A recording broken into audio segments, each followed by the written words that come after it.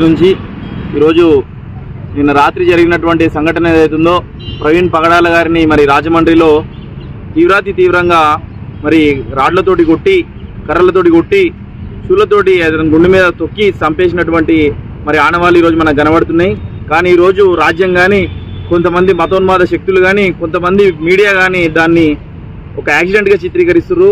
ఇది యాక్సిడెంట్ కాదు, ఇది ముమ్మాటికి ఇది రాజ్య హత్య. కొంతమంది మతోన్మాదులు ఈరోజు మరి రీసెంట్గా చూసుకున్నట్లయితే రంగరాజన్ గారిని కూడా వచ్చి డైరెక్ట్గా దాడులు చేయడం జరిగింది. ఇంకోటి ప్రవీణ్ పగడాల గారి హత్య రెండోది జరిగింది.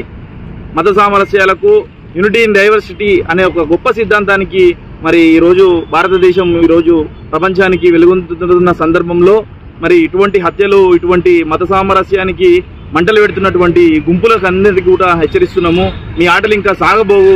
ఇటువంటి సంఘటనలను మేమందరం కలిసి తరిమి కొడతాం. సో ఇంకొకసారి జరిగితే బాగుండదు. ఇటువంటి ఎవరైతే ఈ వ్యక్తి ప్రవీణ్ గారు ఎవరైతే చనిపోయారో ఈ హత్య పైన సిబిఐ తోటి విచారణ జరిపించాలి. సీరియస్గా దీనిపైన విచారణ చేసి దోషులు ఎవరో తేల్చాల్సిన సమయం ఇప్పుడు ఈ సందర్భంగా ఉంది.